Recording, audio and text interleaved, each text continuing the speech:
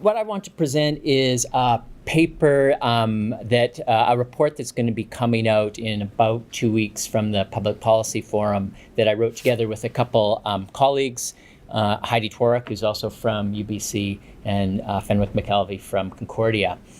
And what we wanted to do is to carve out a type of communication that is problematic to democratic processes and that we've seen being mobilized in different types of interference, including during electoral campaigns.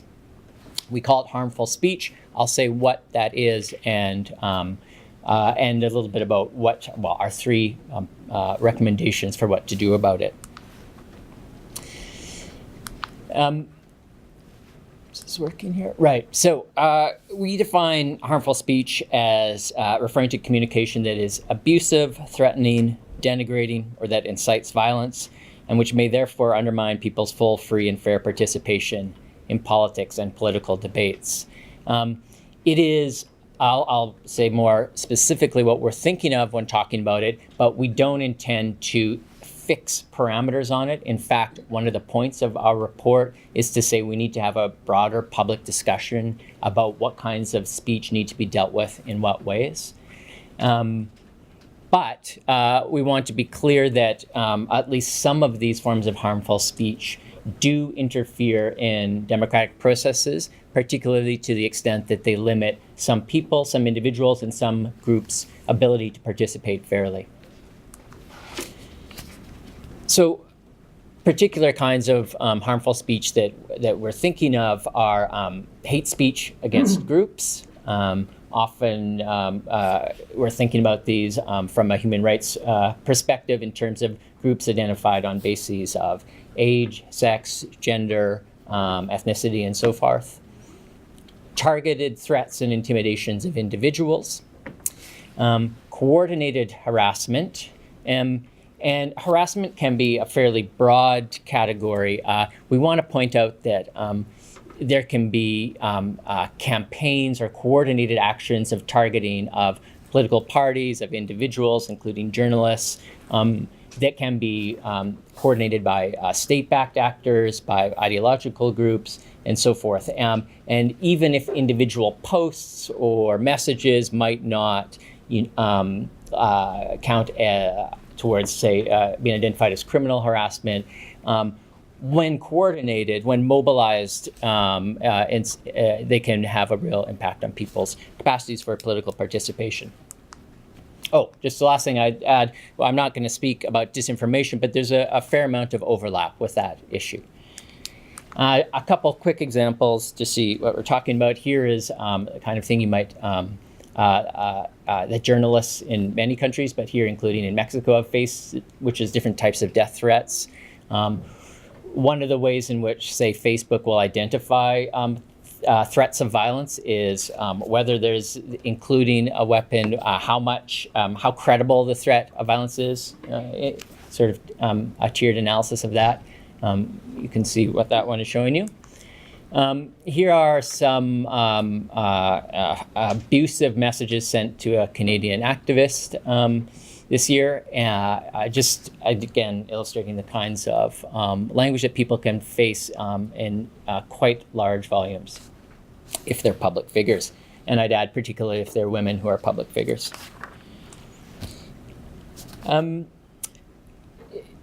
We don't have a really good sense of the Canadian experience of different types of harmful speech, but we do have some indications, and one of them comes from this Angus Reid survey conducted a couple years ago now that found that 27% of Canadians in that survey said that they had faced harassment on social media, and that included everything from insults and more just abusive messages all the way to cyber stalking and threats of violence. I could say more about this, but if you want, but I want to be clear that there's sometimes this is dismissed as an issue of, unless it's clear criminal violations, as an issue of just civility of political discourse. I think it's more serious than that, and we could talk about ways in which the attempt to harass and threaten groups and individuals could amount to things such as voter suppression or at least difficulties in full engagement in political discussions on political issues, including during campaigns. How does harmful speech work? There's increasing bodies of evidence on who mounts, who distributes hate speech, who gets targeted in abusive or threatening language. I could say more about some of that, but I would just want to point out that particularly when it comes to this phenomenon in Canada, there's real gaps in what we know about what's going on, including what effects it might have on people's behavior and their participation in politics. There are a number of existing policy responses to different types of harmful speech. Here's a quick sketch of some of the legal frameworks in place. Certainly criminal law against hate propaganda, uttering threats, criminal harassment. There are others. There are possibilities for civil litigation on some matters, including non-consensual disclosure of intimate images, defamation. There's human rights law frameworks that can sometimes be employed to address this issue. I'd add that has become much more challenging in the last few years due to the removal of Section 13 of the Canadian Human Rights Act. And so at a federal level, that has become harder, but there are also opportunities within provincial human rights law to address some forms of harmful speech. And then it's possible that electoral law may be able to address some forms, and there is I think a proposed amendment referring to misinformation about people's criminal records or other sorts of things that could count as perhaps forms of harassment or defamation. But I don't think these legal frameworks, even if done better, can really handle the problem. Why? They are too slow to act, both, let's say, if we're trying to deal with issues in the course of a campaign, but also for people who face this kind of communication and messaging, often want things dealt with quickly, even if that means that there isn't going forward with a legal procedure against the content's creator.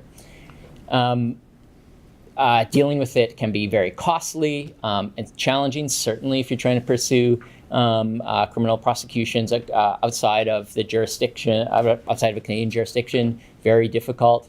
The provisions, rightly, are focused quite narrowly on certain types of infractions that, but for many of these things that we see as harmful speech, you might not want to be pursuing either civil litigation or criminal sanction for.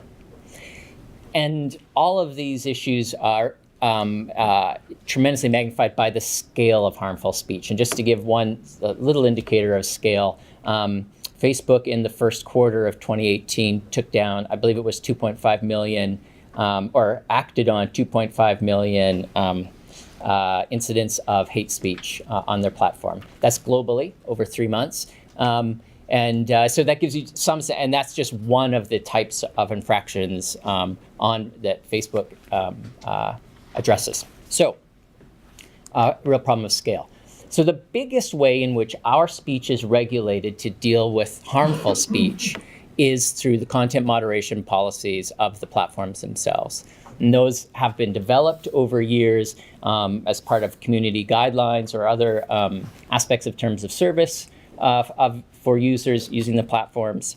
And they are increasingly detailed. And more recently, they're much better spelled out for the public about what they look like and how they're enforced. Despite that improvement, here's where we think there are still serious problems with letting the platform companies address this issue through their content moderation policies. One, these policies are still too opaque about what the rules are and how they're enforced. Certainly, this is done better by some platforms compared to others. But for all of them, we have things that we just think the public deserves to know. And certainly an additional set of information that researchers need to have access to in order to identify what's happening and what might be done about it. The enforcement of these community guidelines often can appear too arbitrary.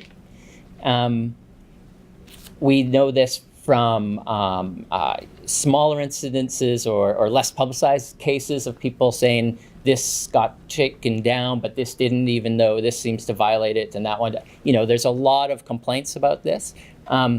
But there's also, even for the high-profile removals, like dealing with the InfoWars accounts a couple months ago, where the reasons why they were being acted on were not always clear. And I think the perception of arbitrariness creates a real legitimacy problem for the platforms themselves. And so that's why several people with the platform companies, but including Mark Zuckerberg, have said it would be desirable to have an independent appeals process to deal with some of these issues. From our perspective, we think that the policies and their enforcement are also too American in a few senses. One is that different countries ought to have some steering capacity over what kinds of speech, what kinds of regulation of speech exist. So we've certainly seen Germany pursue a different sort of policy around these issues than many other countries in order to achieve its approach to hate speech and defamation that has existed for a long time, and that had tried to encourage the platforms to deal with on more of a voluntary basis, and then increase the fines if they don't, for incidences, if they don't have processes to respond to them adequately. Another way in which it's too American, we think, is that in Canada, but also in a number of other countries, we know that civil society groups that believe that they are spotting real problems of harmful speech on the platform that are affecting communities that they're knowledgeable of, don't have good points of access to be able to get to the people who are making decisions on these issues. So I could talk about what we've learned from some of the other state and international approaches to these issues. I want to just jump right into our 3 sets of recommendations. The first one is to say, I think we need to have something like a high-level working group or task force to fairly quickly identify how to better use the legal frameworks that exist. We've heard from a number of experts in this area, problems of resourcing, problems of coordination, other sorts of issues. Somewhat similar to this, the creation of transparency around ads, we think that there should be some legislated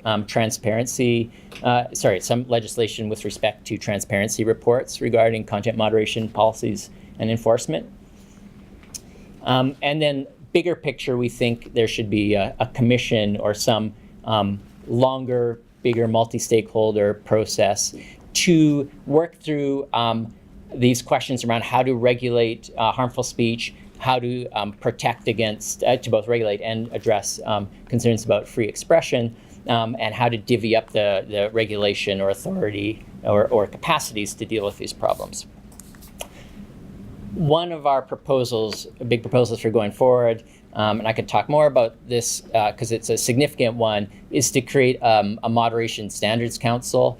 This would be largely self-regulatory. It would provide the opportunity for the platforms and other stakeholders to get together, talk through what these issues are, come up with codes of conduct that they would pursue on a range of issues around harmful speech and around the role of AI in content moderation would include an independent appeals process and would generally help identify content moderation as a different form of mass media than broadcast and publishing, but also different from common carrier regulation, and help it mature as an industry, able to better self-regulate, but we also think this should be backstopped with some government regulations.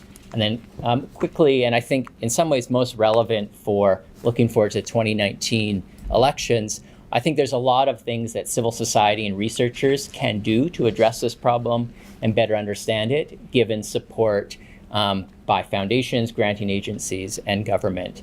And that can include trying to at least even catch up to the quality of research in other countries on interference in elections, on coordinated campaigns of disinformation and harmful speech and those sorts of things.